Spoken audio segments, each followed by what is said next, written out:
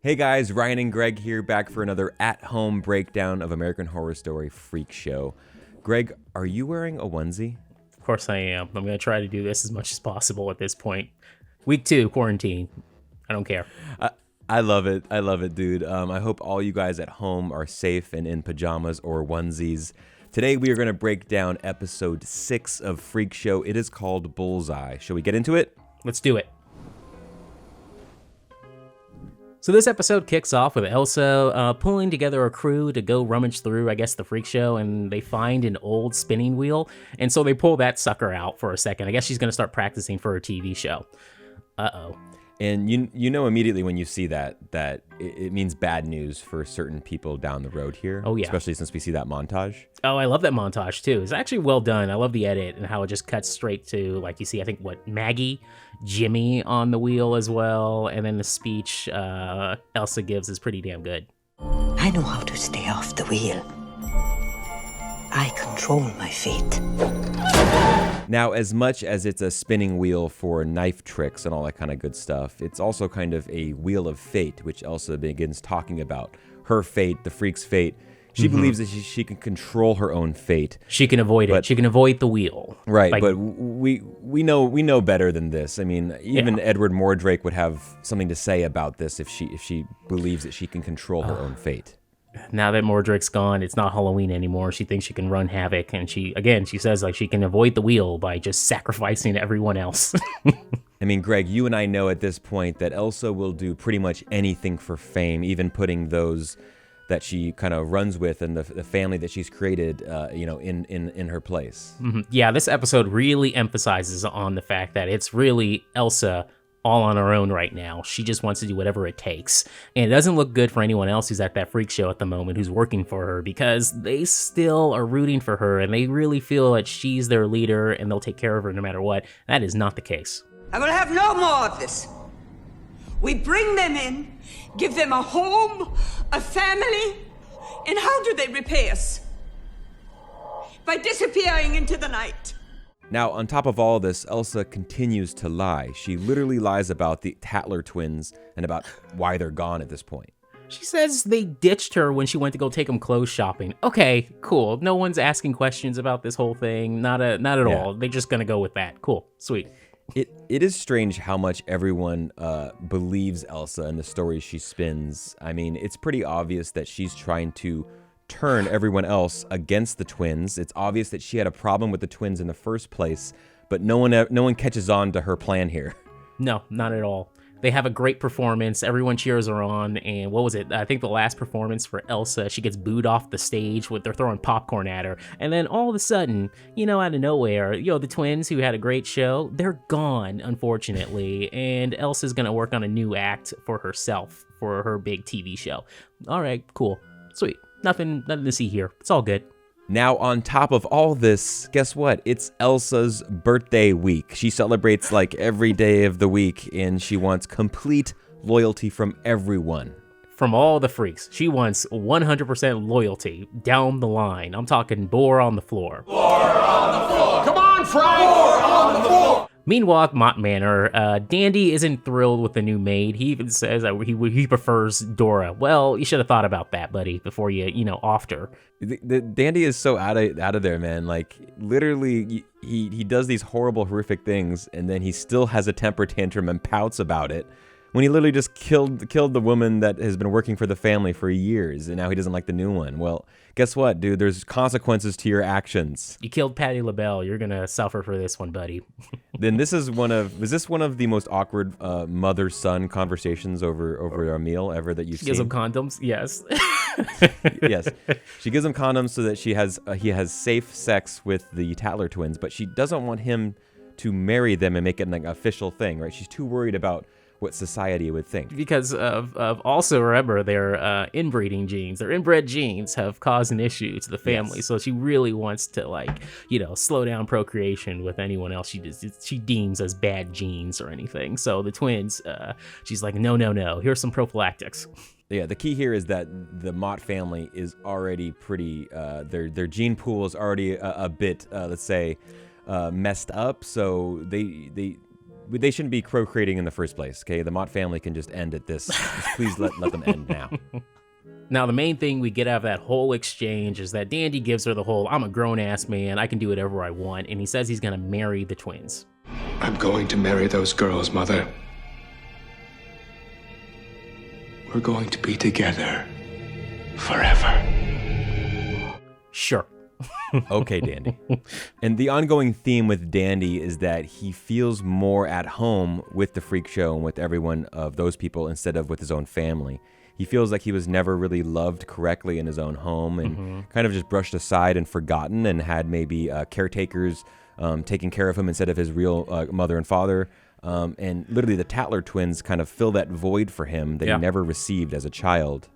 It's a tragic, sad story, but he's still, he's crazy. So back at the freak show, the freaks are throwing a party for Elsa for her birthday, and they are lined up.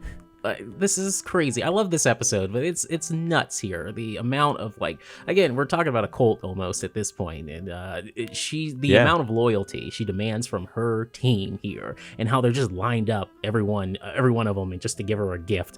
Cool. This is it's insane. Yeah, it's completely crazy to literally demand that people at your own birthday party have more fun. Like if you look around the room and they're not having fun, you yell at them and tell them what the hell's wrong with you and kind of demand them to make a performance out of this whole thing. You're right. It is kind of cult-like, right? This is something you see like Kai Anderson do years later. You feel like he would control people and have them act a certain way around him. But ultimately it comes down to she wants their loyalty 100%, and then when the twins are brought up, she flips out. Again, another example of, hey, this is kind of suspicious that she doesn't like this touchy subject. We're going to the wheel. And then she even threatens them with the wheel. She'll literally strap them up on the wheel if they don't start acting like they're having fun. Greg, this is quite the birthday party. I love Jessica Lange's acting here. Her character's great. Now I demand that you start having fun this instant, or I'll put one of you up against that wheel. I love this character. I love Jessica Lange's performance, and I can totally see why this is her favorite character. I believe this is her favorite character, but she says that Jude from season 2 of Asylum is her, I think she calls it the best season, probably her best character. But I feel with her right here that I think really Elsa Mars is her best character. This is so much fun for her. Now, Greg, there was one adorable moment at this birthday party. Can you guess what it was? It's got to be Ma Petite. Popping out of that box. I will keep you warm, Miss Elsa. That was extremely cute. And then Elsa says Liebchen, which is a German term of endearment, kind of like sweetheart. She has there are times where I feel like Elsa Mars is actually super genuine, and some of that is with Ma Petite, but then also I can't really trust if she really means this, with her full heart, or if she's just putting on a show. The whole thing, again, with Ma Petite comes back around. She says this whole thing about she's her, hot, hot water bottle to cuddle with? Yeah. Well, that comes back around, so she's not as sweet as we think. And then we find out, Greg, that Paul has his own birthday gift to give Elsa. Yeah, he's got to get... Wait, what? Wait. Oh, okay. Who's next? So, Greg, were you surprised to see that Paul and Elsa were actually seeing each other this whole time? Actually, I was. I thought it would be Jimmy. I thought she would have an affair with Jimmy. I did not see Paul coming at all. Which would explain maybe why Jimmy was so protective over her and kind of everyone needs to follow suit of what Elsa says. Mm-hmm.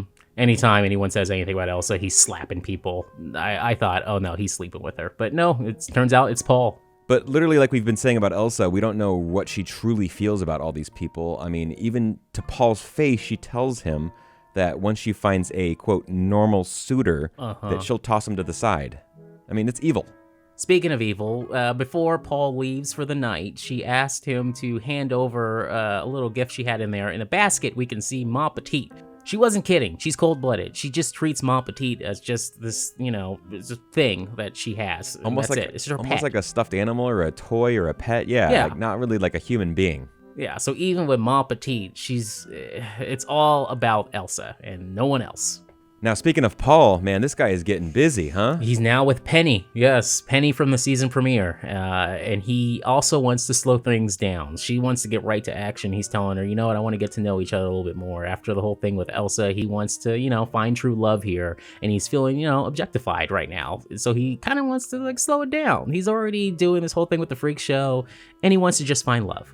Before we make love, I want you to know me as a man, not just a lover. I've got so much more to offer. Totally. And you feel for the guy, he's really genuine about this. Like, let's not forget about the fact of how him and Penny first met, though, right? Penny was kind of brought to the freak show against her will. She was drugged. Yes. And then that whole thing happened on camera, and they had sex, et cetera, et cetera. But now Paul, is kind of reassessing where he is in his life and needs to kind of just be truthful to himself and those around him and what he wants, and doesn't want to kind of get into something that he doesn't want at this time. Why is this damn door locked?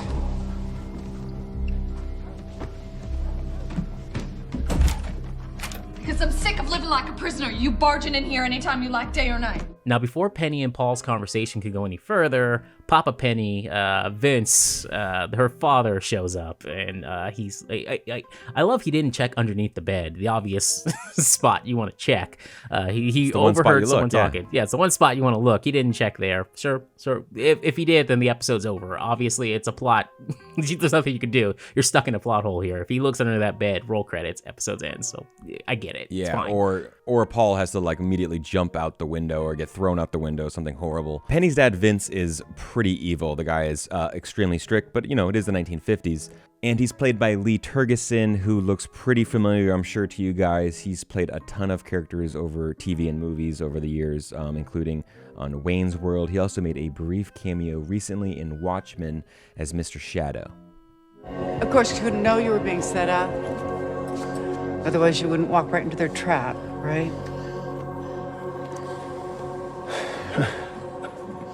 Back in Dandy's bedroom with the twins, Dandy's trying to wine and dine the sisters, so he's treating them to caviar.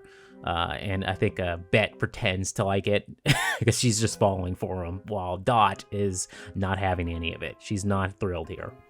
Yeah, Dandy's version of Netflix and chill is a little bit twisted. Yep. It's a little bit different than what any of us are used to, I think. But yeah, you got Bette and Dot kind of still at odds, as they usually are, about everything, right? Bette is all just lovey and naive and kind of just wants to fall in love with anybody, but Dot really is cautious about who they meet and who they come in contact with. Yeah, she says dark intentions. She feels some dark intentions in this place, and yes, she is correct. She's a good judge of character, Greg. Now, if you're paying close attention, you can see that Dandy is probably projecting to the twins The Day the Earth Stood Still, the film that came out in 1951. So he's rolling in the big time spenders if he was able to get a projection of that movie for those girls. Oh man. So this is where you see Dot starting to put things together about the idea, wait, he has money and I want this surgery. Yeah. So here we go. And on top of that, obviously, he's whining and dining them. They're eating caviar. And then he brings up what he read about the Brody twins, the surgery that you're talking about. And this is a real-life situation. This actually happened. The Brody twins were Siamese twins that were separated into two people. Rodney and Roger were conjoined at the scalp and surgically separated in 1952, this same year. Now, unfortunately, as we learn later in this episode and in real life, Roger died shortly thereafter, only a few days later. Now, Rodney actually had further surgeries, about 18 in total, and he died at the age of 11. So this news has a different effect on Dot and Bet. Dot is all gung-ho, let's do this. This means that I have a chance to survive on my own and be separated. Whereas Bet is no, we're in this together forever. We're always going to share. We need to find peace and happiness together instead of apart. Dot's already having fantasies about meeting Jimmy without Bet there. So it's not working at the moment for Dot?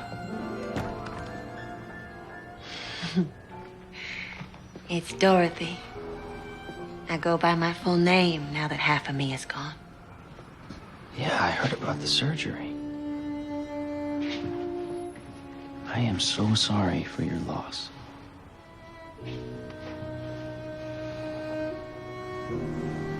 I'm not. Dale Carnegie said, if you have a lemon, make a lemonade. With Dandy's easy money, this gilded cage may finally set me free. Yeah, and I found this very, like, Dot's very, like, cold-blooded in this sense. Like, she doesn't really care about what happens to her twin sister. She even says, like, my new name is Dorothy. I'm no longer Dot. Like, now I have my full self here. And it was just very, very sad way to look at things when not having, you know, your other half or your twin, like, conjoined anymore. She's just kind of, like, over it. She's like, she wants no part of Bette. We then head over to the drugstore where Paul spots Dandy with two of everything in female products. He's starting to put things together here because he notices that he even brings up to Dandy that, you know, hey, you were a big fan of the twins back at the freak show. Whatever happened? Yeah, I mean, can Dandy be a little bit more subtle about and low key about when he's shopping for, like, you know, conjoined twins? Like, can you at least maybe hide it in a bag, in a shopping cart, you know, something, and instead of having it all sprawled out on the counter right there? I mean, anyone would be like, that's a little bit strange. You're getting just two of everything. That's awkward. Yeah, it's a little bit awkward, but you know, this whole sequence really shows the times as a kind of a reminder of the society that we're in the early 1950s, right? They literally call Paul a freak to his face, like some horrible stuff like that. And is this freak bothering you? Why, yeah, yes, he is, sir. We'll get rid of him. It's terrible. Yeah, just horrible stuff that you'd hear during this time period. You know, it really sets the tone of where we're living in this time during the show. Yeah. You know, Dandy, he's completely, like, making up, you know, what Paul is doing. He's saying that he's being kind of, like, attacked by this or kind of bothered by Paul, but it's not the case at all. Is this freak bothering you, sir? Yes, as a matter of fact, he is. He tried to pick my pockets. It's a laugh. Get out. We don't sell to thieves. But good for Paul because he's just going to bounce from there and go get some ice cream. All good. Much better plan. Now, after all that, Paul goes back to the freak show to tell, you know, if anyone, it would seem that Jimmy would be the guy who would, you know, take this information seriously. Yeah. No, he does not. After Paul tells him the whole thing about he's suspicious about where the twins are at, and Dandy's, his whole situation with two of everything, and Elsa's being really, you know, coy about the whole situation, what does Jimmy do? He just slaps him. Cool. Yeah, it's a weird reaction from Jimmy, right? Like, why is he so protective of Elsa and not kind of seeing past her lies and everything that's going on? There's all these coincidences going on. He's like under some spell, right? Can't piss her off. You got to be careful here. So there you go. So back at the Mott family house, they're all hanging out, and Dandy kind of wants to get to know the Tattler twins a little bit better, right? Kind of like learn some of their dark secrets and desires, and kind of like, you know, read their diaries. Dude, you can't read a woman's diary. I mean, that's like a secret space. He wants to get into those diaries. I mean, this is just ridiculous.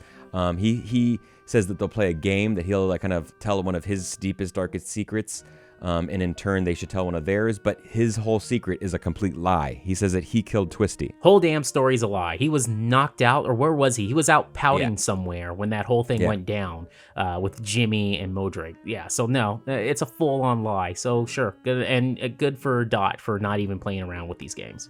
I don't like this game anymore! You're not playing by the rules! Now let's talk about Stanley and Maggie, another pair of horrible people that we've come across in this show. Stanley is looking for some bodies, right? He wants some new specimens for the museum. Yes, he needs something. Give him something for this museum. He demands Jimmy's hands first off the bat, and Maggie strikes that down. So I thought, oh, good for her. She's looking out for the freaks. But immediately after that, Maggie only knocks down the plan for Jimmy and brings up the plan to kill Ma Petite instead. You want something easy to transport? I got just the thing. And I won't even fight back. So, Greg, you and I both agree that Stanley and Maggie are evil. It's just varying degrees of evil. Yes, this is horrible. I can't believe this is the suggestion. This is the idea she would come up with. No one else. She's like, oh, I got a better one. Let's go take out the Ma Petite, the most adorable, cutest one there. Okay. Of everyone at the freak show, you mean to tell me Maggie goes straight for Ma Petite? Okay, she's evil too. Now, the good news here, Greg, is that one thing we know is that we can't always trust that these fantasy flash forwards actually happen in the future. So it's kind of a look forward at what they both fantasize could happen or what plan they could enact. But hopefully, this is not what happens to Ma Petite, because, like, I'm going to flip out.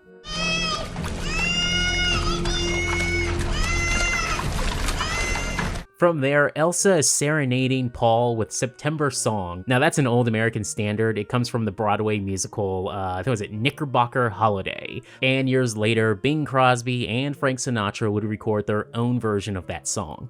And this song fits pretty much perfect with the idea of this fate that kind of Elsa is coming to grips with. The song is about kind of life and death, and the calendar year representing someone's birth all the way to their death. And she kind of feels kind of like a countdown or the end of her time coming at some point, but doesn't really know when. And she's struggling with all these different people that she's kind of meeting throughout that have much more time than she does. And she kind of feels that like kind of her light is kind of dimming down, right, with each day that passes, and that she hasn't found success yet. She hasn't found that fame that she's kind of yearning for. So it's kind of a perfect song to encapsulate exactly what Elsa is feeling with at the time. You reek of Venetian romance. I can't imagine any of my monsters wearing perfume. So tell me, who are you screwing? Now, Paul's had a pretty rough day, so the song's not doing it for him. And Elsa, he wants to know what's going on with Elsa and the twins. He suspects there's some foul play afoot, and he snitches to her that the other freaks also think that something's going on, and this pisses off Elsa to no end. And not only that, she's even pissed off further because she does smell some cheap perfume on him. Yes. So she knows that he's been around with a woman, and she basically cannot trust Paul at any point right now. Obviously he's questioning her about the twins, and now she doesn't know where he's been. What does she really expect though? I mean, she's treating Paul like a boy toy, but doesn't really care for him. No, it's all about herself. He's doing his own thing.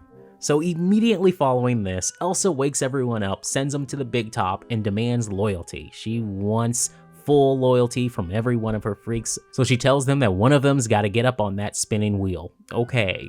This was incredible. Obviously, Elsa Mars has some serious acting chops. I mean, the crocodile tears that she's putting on display here is pretty amazing. She's lying through her teeth. They all fall for it, though. Yeah, exactly. But they all fall for it, and they're all kind of ready to come to her defense and prove to her that they really care about her and that they trust her and believe in her and love her, all that kind of stuff. And Jimmy is the first one to volunteer. Again, we see Jimmy kind of coming to her defense before anyone else does.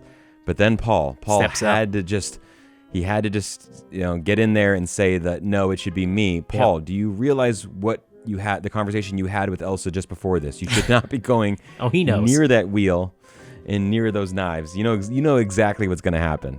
Yeah, and sure enough, Paul takes one of Elsa's daggers right to his belly. I love the reaction here from Elsa. She's like, "Oh no, it was an accident. I promise, it was an accident." My dear. Oops. No, it was an accident. Oh God. So Paul is awaiting medical attention, hopefully. Sure. Okay. And meanwhile, across the campground, we have Maggie sneaking Ma Petite out for a little, midnight stroll. And we were just like, fingers crossed, I hope we're not about to see what we think we might see. And they go into the cabin, and she puts her inside the glass tube, and you're like, no way, are they actually going to do this? I'm glad we didn't watch this live and break this down in 2014, because I would have been trying to break through that TV to stop Maggie.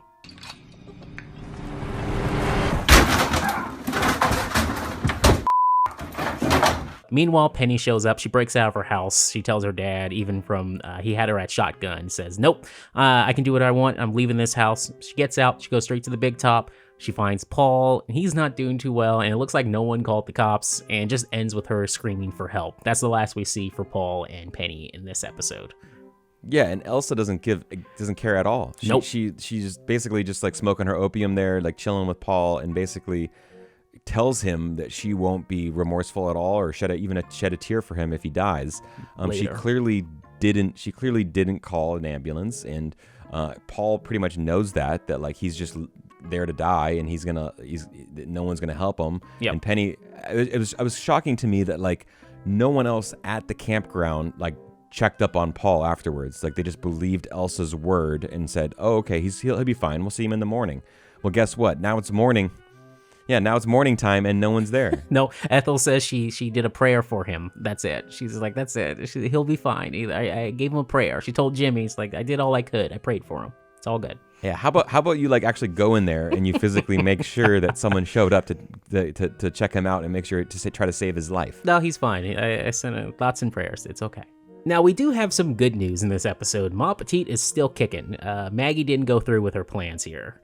Thank God, Greg. Thank God. She's trying to get Jimmy now out of this. She decides from here, like, you know what, Jimmy, let's just leave. Let's ditch town together. Let's head on out. And he's agreeing with her, but he wants to tie up some loose ends, I guess, or something. And Stanley immediately cuts down these plans.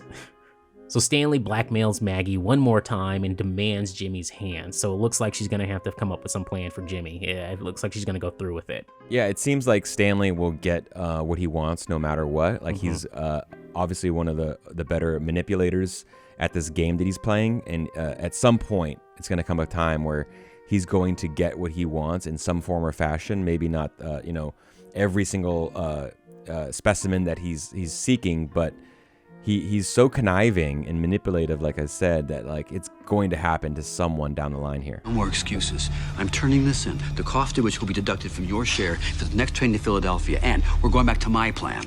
Which is what? Get Jimmy to the shed. I'm bringing those lobster claws to the museum. Back at the Mott mansion, Dandy, he's upset. He apparently it looks like he read the twins' diaries. It's laid out on the bed. Gloria comes in the room and then she starts reading off the stories too. That apparently the twins, yes, they do not like Dandy. Well, at least we know that Dot does not like Dandy. Yeah, it is a lot for him to kind of deal with, and he kind of comes to this revelation that like he is basically his one purpose on life on Earth is to just bring death to people, right? Chaos. He knows that he's good at that one thing, especially after we've seen in the last couple episodes when he kind of finally kind of took the torch from Twisty and like has been doing these horrible things. So at this point, he's just going to bring utter chaos to the whole community and to people that all the freak show and everything. He pulls out a Nazi knife and puts it in his back pocket. Yeah, this is of course. Dandy Mott has a Nazi dagger in his just toy chest or whatever this chest is that he has in his room. And he pulls that out, and basically, it doesn't look good for, the Tattler twins or for any of the other freaks. Now, before Dandy could do anything with that knife, Jimmy shows up at the front door to try to pick up the twins. Let him in, Mother. He's here for the girls. Now, in the final scene of this episode, there is a kind of one-to-one, a heartfelt scene between Ethel and Elsa Mars. Now, we want to believe that Elsa is telling Ethel the truth here, and how much Ethel means to her, but still, it's really hard to believe anything that Elsa says. Yeah, they share a slice of cake for her birthday, and Ethel warns her that, hey, if you're lying to me, I will kill you with my bare hands. And Elsa doesn't care. If I ever found out you were lying and did wrong by those girls, I'll kill you with my own two hands. And even with Ethel's threat to Elsa, I mean, she's going to do whatever she wants. Elsa's not going to be dismayed by this. She's not going to stop her from doing this. She's going to do whatever she wants. And if people get in her way, well, it's going to be unfortunate for them because she's not going to get stopped at all. I just want to be loved. Now, by the end of this scene in this episode, we see Elsa just blowing out her candle on her cake and wishing to be loved, hoping for that one wish to come true. It's clear that obviously she's lived a life where she's vied for a lot of attention and fame and success and really never felt any love back or anything back from anyone else. So she's hoping that she gets that at one time. Now, but she's all over the place. She doesn't give that to anyone else. So why does she expect that in the first place? I found a lot of similarities between what she's going through and kind of the lack of love that she feels and the loneliness with what Dandy Mott has been going through throughout the course of his life. They're both kind of in similar positions, but neither of them kind of really give away their genuine feelings and love and trust to other people around them and loyalty. They kind of just demand it from everyone else around them. Like we got three villains here. You got Stanley, Dandy, and Elsa. All big-time players, and everyone at the Freak Show is in trouble. All right, guys, that'll do it for this breakdown, but we'll be back next week, of course. Greg, will you be wearing a onesie next week? I'll try. Okay, guys, you hear that? Everyone at home, wear a onesie, watch these breakdowns, get in the comments, and let us know how you're doing. Please stay safe, and we will see you back next week with more American Horror Story Freak Show. Love you. Take care, everyone. Bye-bye. Bye.